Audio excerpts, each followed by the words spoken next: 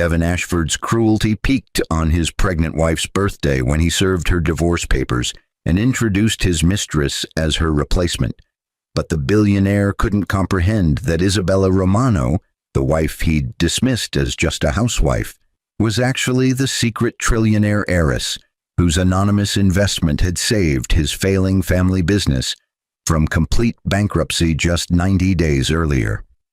6 years of marriage had been Isabella's experiment in whether love could exist without the complications of her family's enormous wealth, but Devon had failed every test, taking her support for granted, dismissing her business advice, eventually betraying her with Vanessa, a woman whose ambition matched his arrogance, but whose loyalty was already questionable based on texts Isabella had discovered.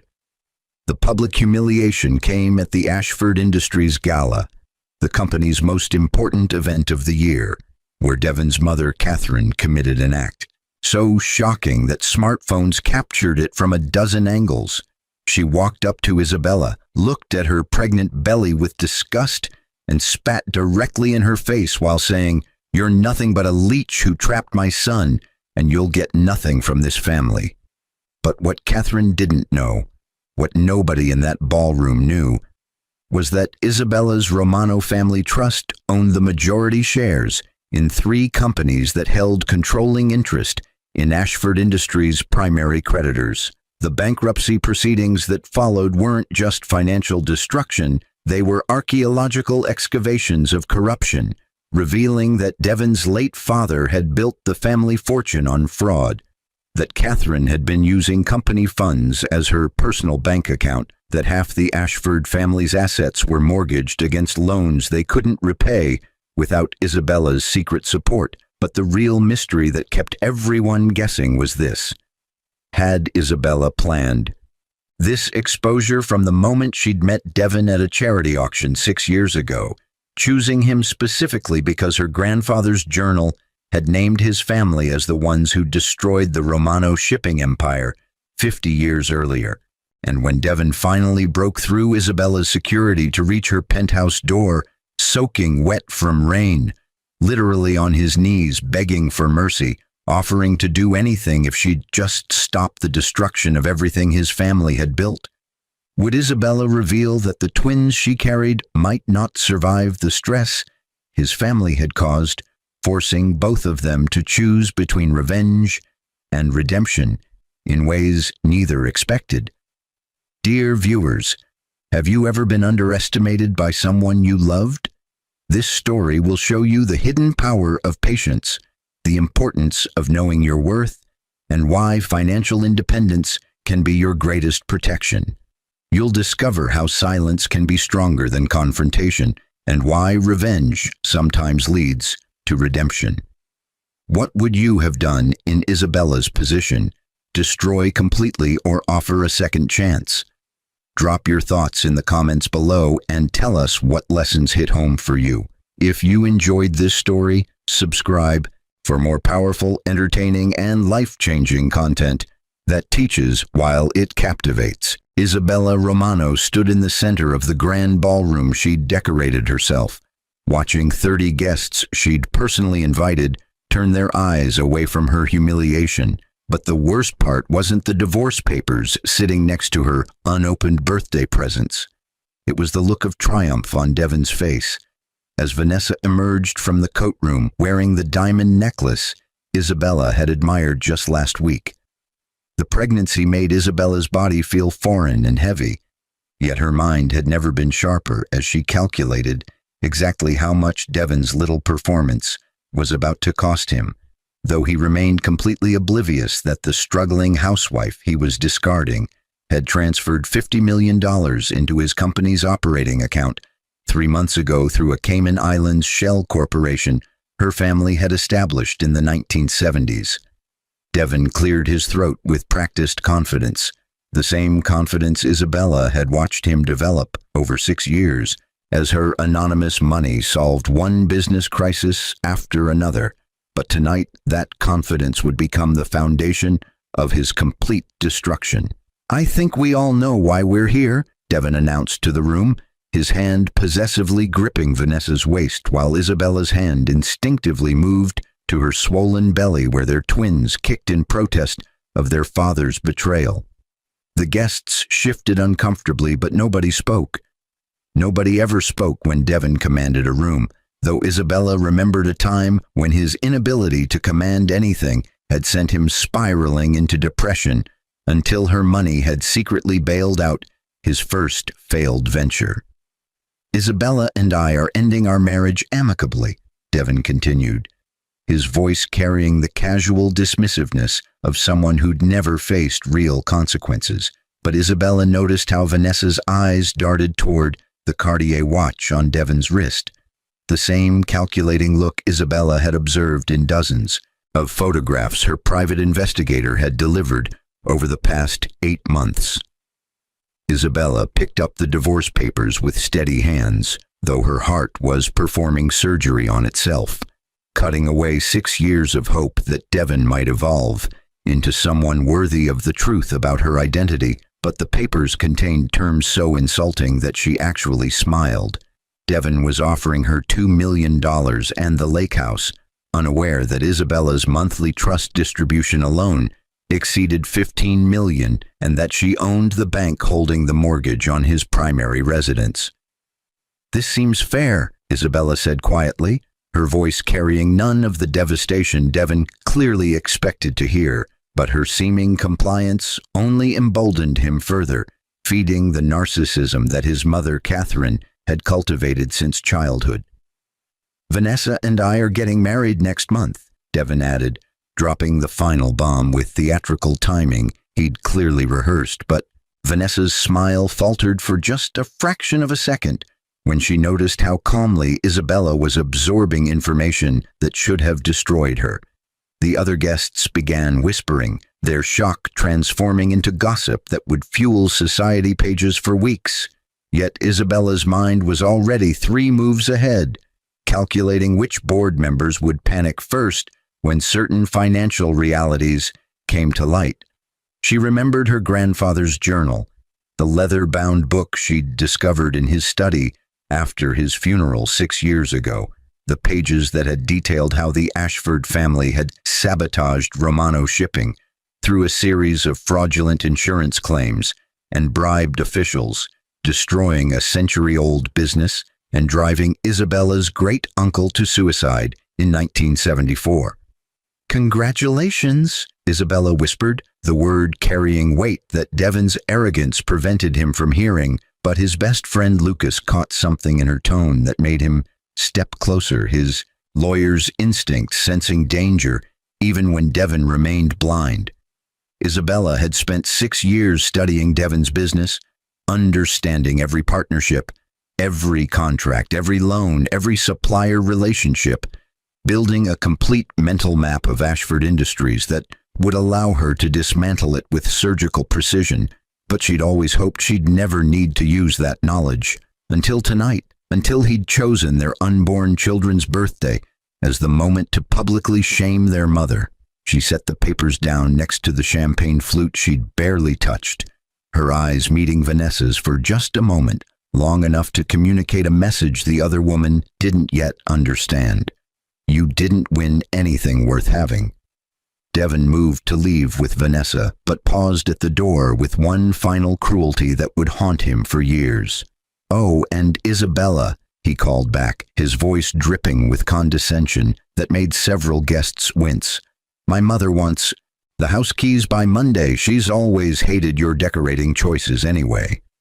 The laughter that followed was nervous and sparse, but it was enough to seal Catherine Ashford's fate alongside her son's, though neither of them would understand that connection until the company gala 7 days later, when Isabella would give Catherine exactly the public confrontation the older woman had been craving for 6 years.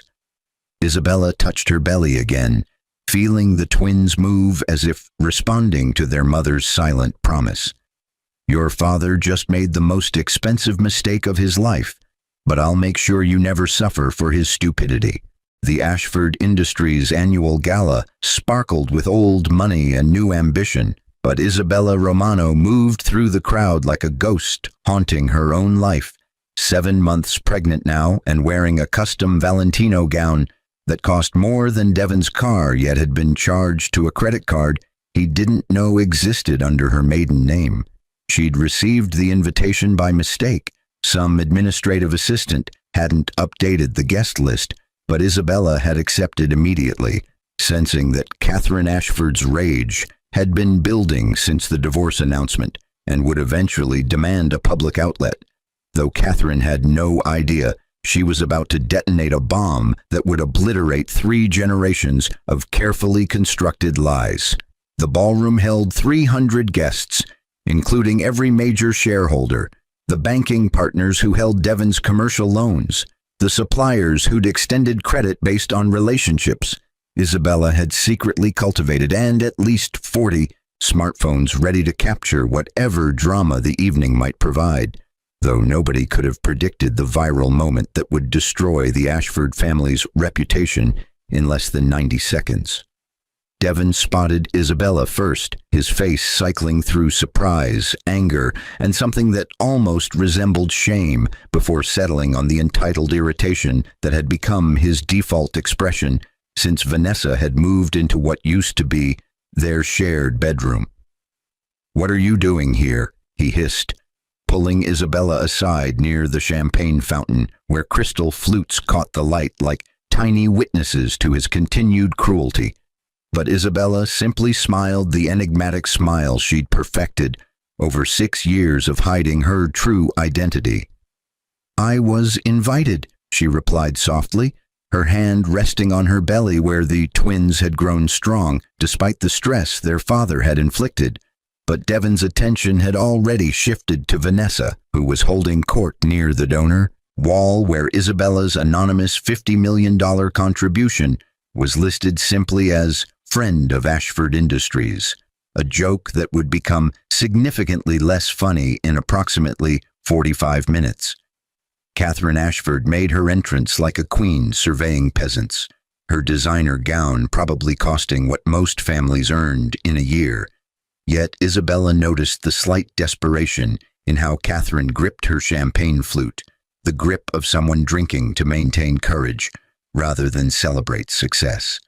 Isabella had spent the past week making subtle inquiries through her family's network, discovering that Catherine had been embezzling from company accounts for 15 years, funding a lifestyle that Devon's actual business success couldn't support.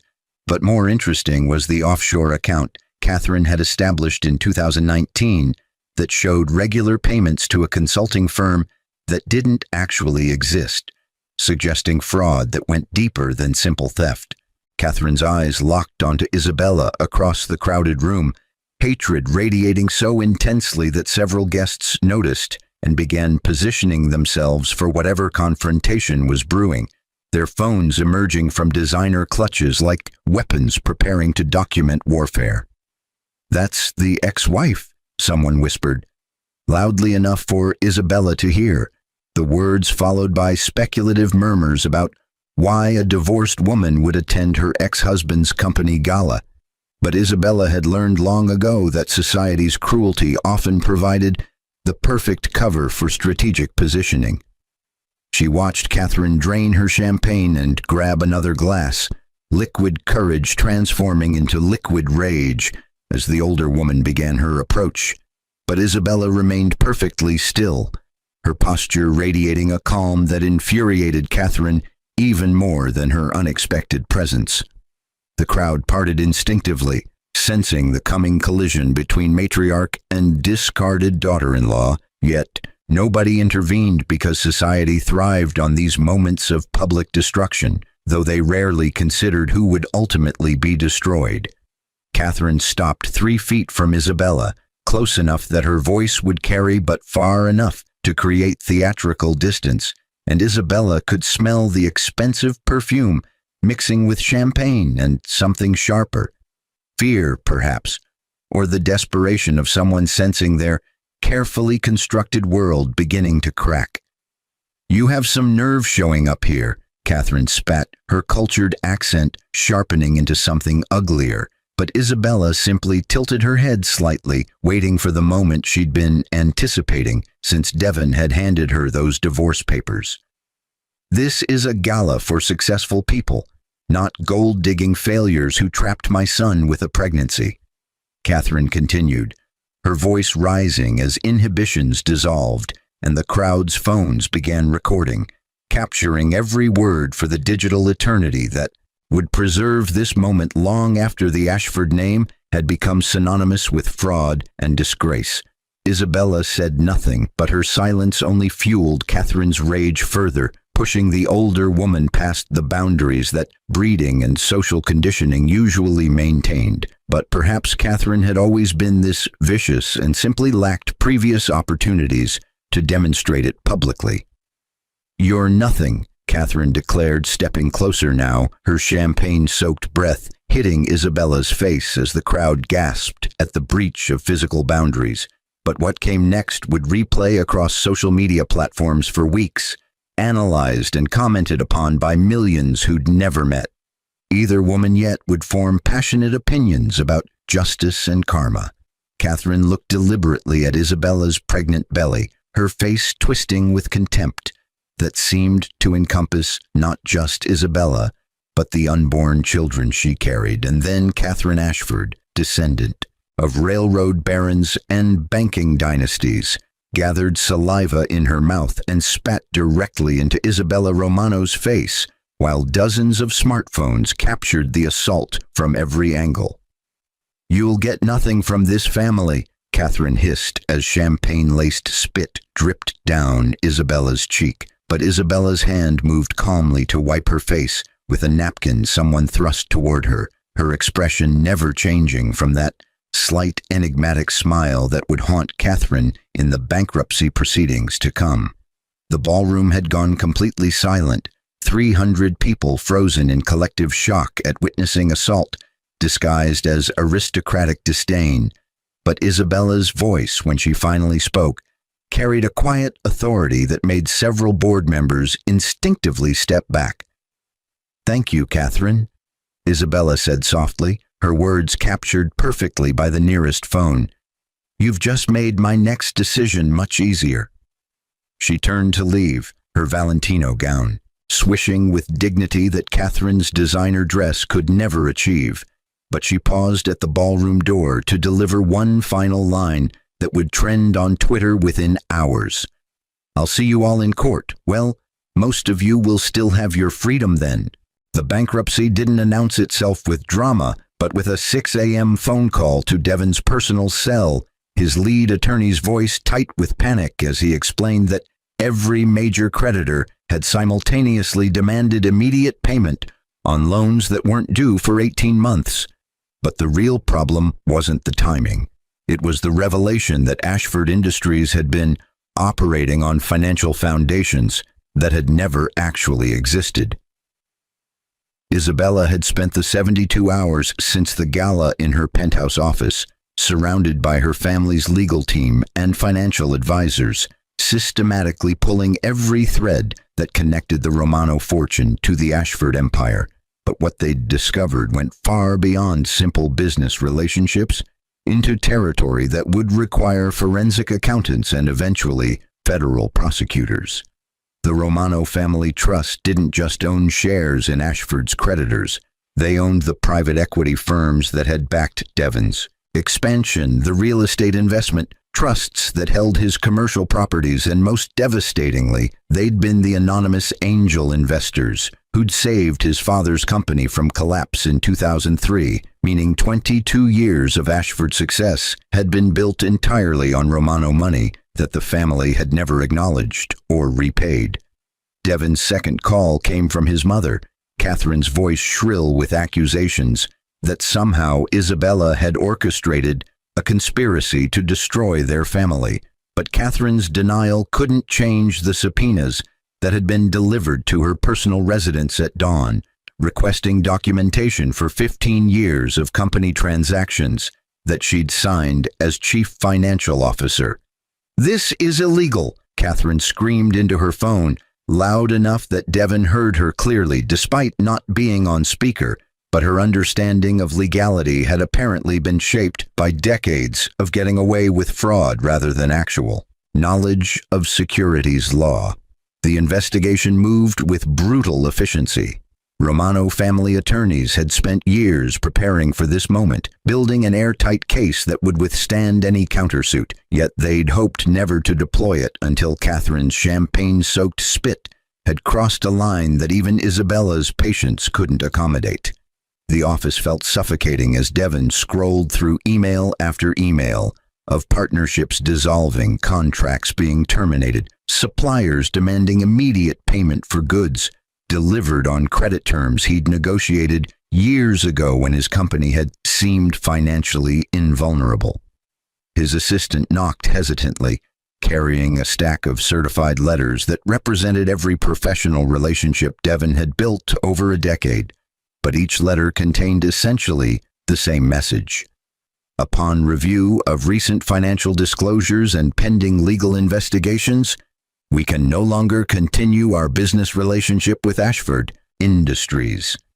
"Where's Vanessa?" Devon asked, suddenly desperate for the woman he'd chosen over Isabella, but his assistant's uncomfortable expression told him everything before she spoke. Vanessa had left that morning, her belongings already removed from Devon's house, a forwarding address deliberately withheld, though Devon's security cameras would later show her loading boxes into a car driven by Marcus Webb, the business partner Devon had introduced her to just 3 weeks ago. The forensic accountants arrived on Tuesday, court-appointed auditors who treated Devon's office like a crime scene requiring documentation and analysis, but what they found exceeded even Isabella's expectations for systematic fraud. Devon's father hadn't just embezzled from clients, he'd created an elaborate shell company structure that made Ashford Industries appear profitable while actually operating at massive losses, covered by loans from companies that Romano family trusts secretly controlled. "Your father was borrowing money from front companies owned by the Romano family," the lead auditor explained with professional detachment that couldn't hide his fascination with the scheme's complexity. Then using that money to show profits that attracted real investors, creating a house of cards that's been standing for 2 decades, but only because someone kept adding cards from underneath. Devon felt his reality fracturing.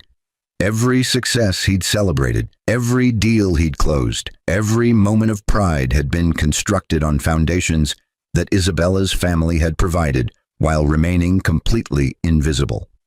Catherine's arrest came Wednesday morning, federal agents arriving at her country club with handcuffs that sparkled almost as much as her tennis bracelet. But the charges went beyond simple embezzlement into securities fraud, wire fraud, and conspiracy to defraud investors that carried potential sentences exceeding 20 years. The news coverage was merciless. Cameras captured Catherine's perp walk with the kind of glee usually reserved for political scandals. Yet the media's favorite angle wasn't Catherine's crimes, but the viral video of her spitting on Isabella that had accumulated 47 million views and transformed public opinion into something resembling mob justice. "Karma is a pregnant woman you assaulted at a gala," one headline read, while another proclaimed, "Secret Trillionaire destroys family that humiliated her." But was she right? The court of public opinion had already reached its verdict, though the actual courts would take months to process charges that seemed to multiply with each passing day. Devon sat alone in his office Thursday afternoon, watching through the window as federal agents carried boxes of documents to waiting vehicles, the physical manifestation of his life being cataloged as evidence in multiple criminal proceedings that would define the next decade of legal battles. His phone buzzed with a message from an unknown number, but Devon recognized the words immediately as Lucas's burner phone. The Romano family knew everything from day one. Isabella's grandfather's journal detailed how your father destroyed their shipping company in 1974, and she married you to get inside access to your family's business records. This was always about revenge for what your father did to hers. Devon's hands trembled as he processed information that recontextualized his entire marriage. Every moment of intimacy, every conversation, every time Isabella had offered business advice, he'd dismissed as naive housewife meddling had actually been a trillionaire heiress studying the empire she planned to dismantle. He thought about their twins growing inside a woman who'd spent 6 years married to him, not from love, but from a generational vendetta he'd never suspected. Yet the worst part wasn't Isabella's deception, it was recognizing that he'd given her every reason to follow through with destruction by treating her exactly as terribly as his father had apparently treated her family. The final blow came Friday when Devon's corporate accounts were frozen pending resolution of creditor claims that exceeded his available assets by approximately $800 million, but the number felt abstract compared to the very concrete reality that he couldn't afford his mortgage payment, couldn't pay his remaining employees, couldn't even access the cash he'd thought was safely diversified across multiple banks that had apparently all coordinated their actions with precision that suggested months of careful planning. Devon's lawyer delivered the assessment with professional sympathy.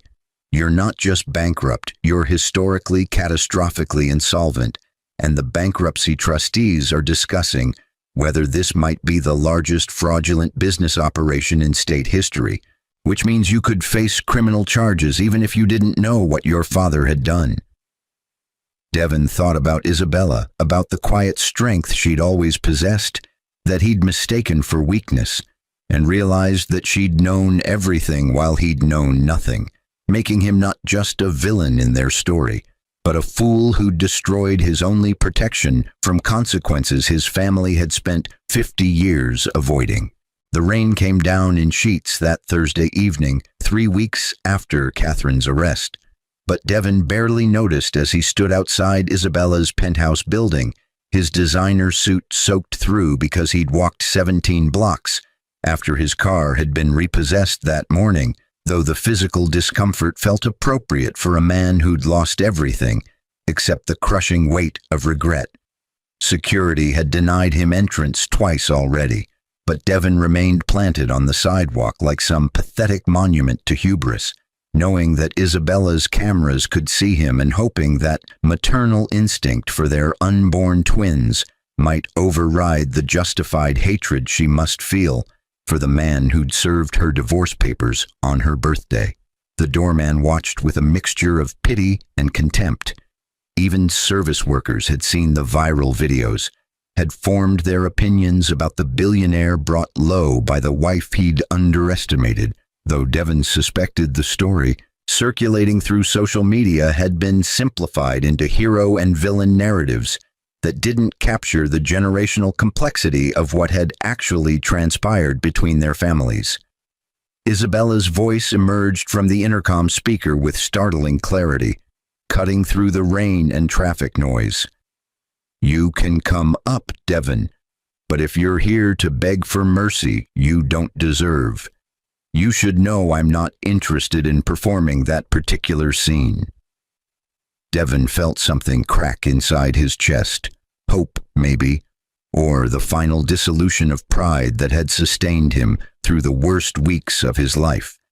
But he entered the building with as much dignity as a soaking wet bankrupt man could manage, aware that the doorman was probably texting his friends about witnessing this moment of spectacular downfall.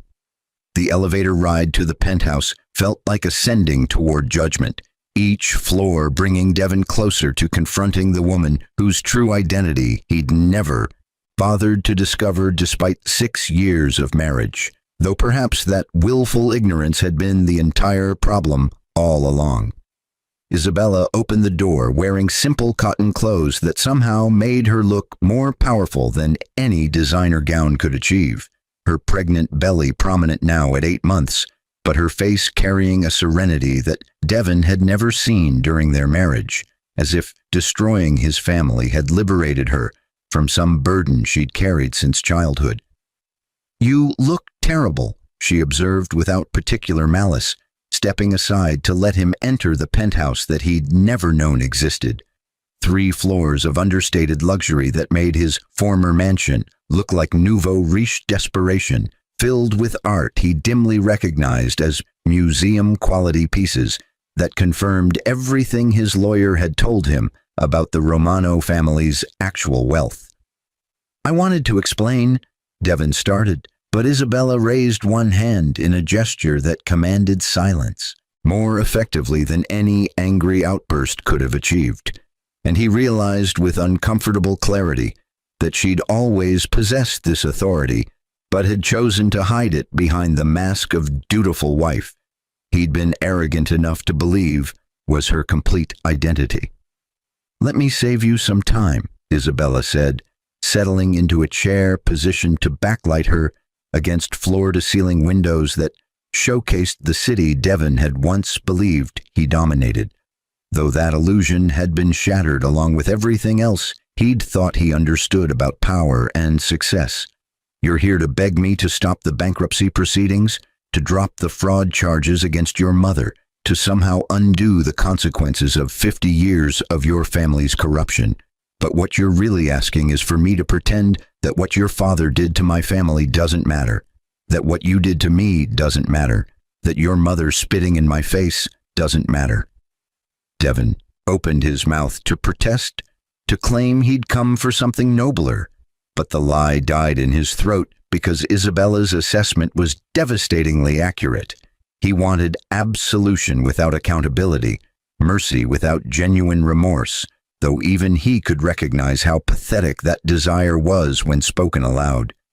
Devon's knees buckled then, the weight of accumulated failure pulling him down to the hardwood floor in a posture of supplication he'd never imagined assuming. Rainwater from his clothes pooling beneath him like physical evidence of how thoroughly he'd been diminished. "I didn't know," he whispered, his voice breaking on words that felt simultaneously true and insufficient.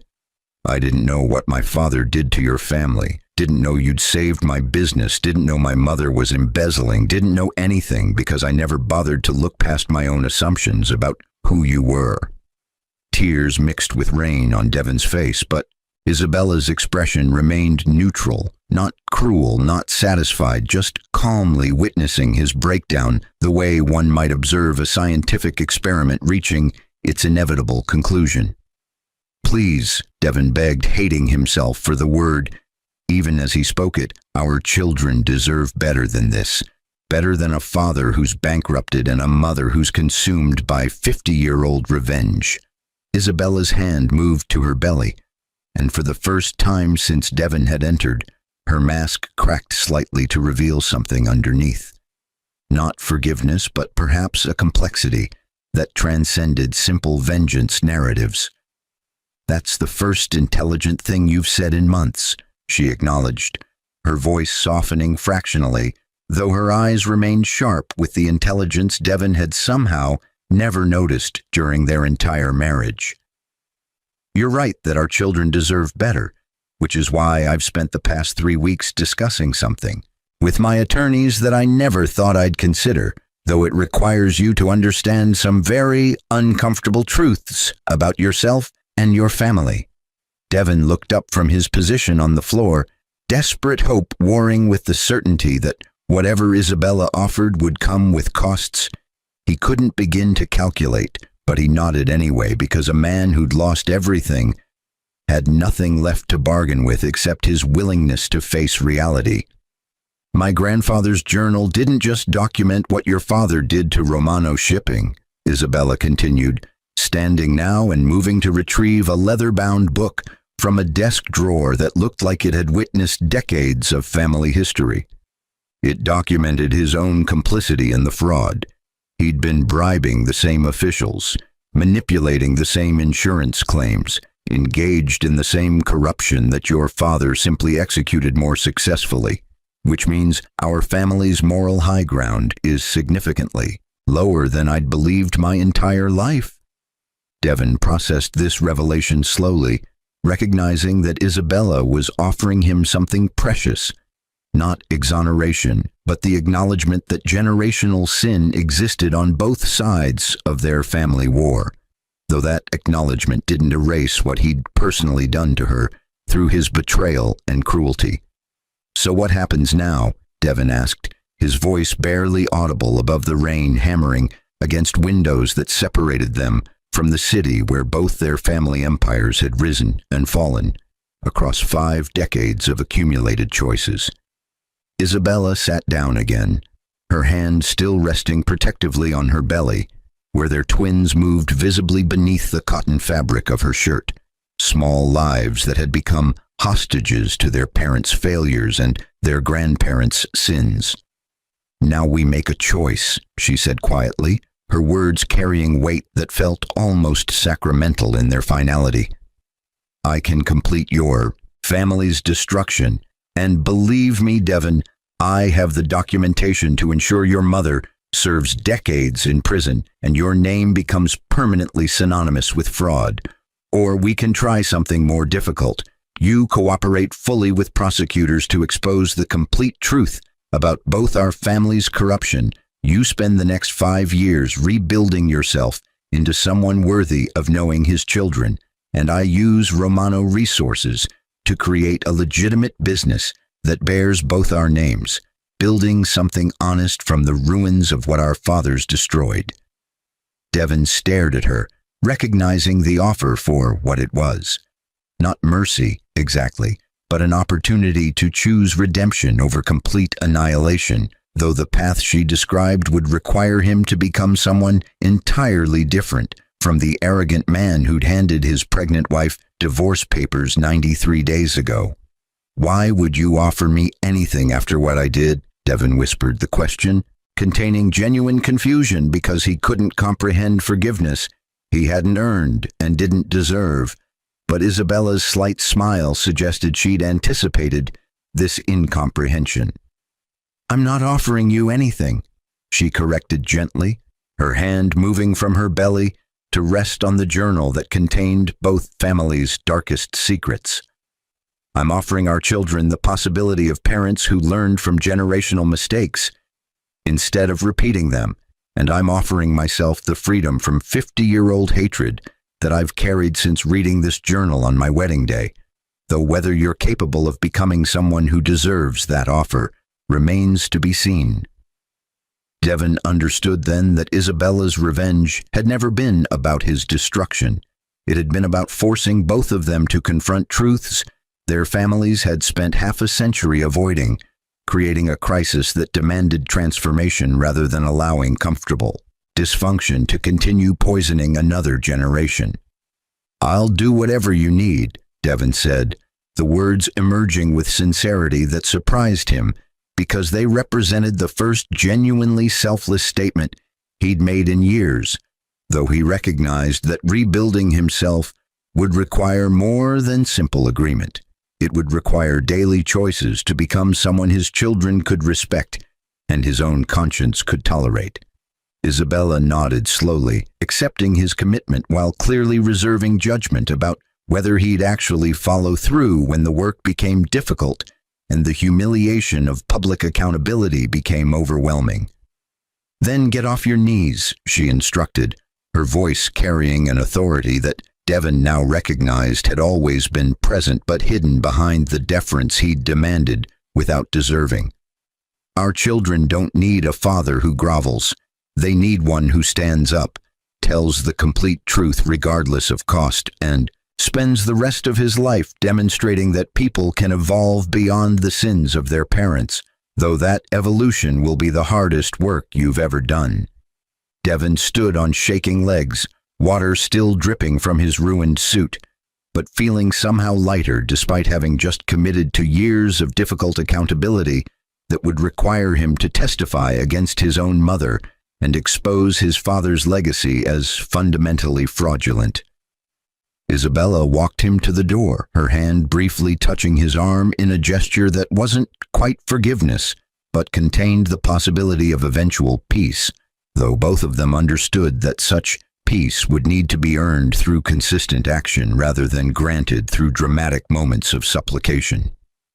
The twins are due in 6 weeks, Isabella said as Devon prepared to leave, her words pulling his attention back to the concrete reality of impending fatherhood. I expect you to be present for their birth, not as my husband or my enemy, but as their father who's committed to being honest about his failures and working to become better, even when that work is painful and public and feels impossible. Devon nodded, recognizing that Isabella was offering him the rarest gift anyone could give, a second chance he hadn't earned, but might eventually deserve if he could sustain the transformation she was demanding. As Devon walked back into the rain, heading toward the modest apartment his lawyer had secured with the little money not frozen by bankruptcy proceedings, he felt something unexpected stirring beneath the layers of shame and regret.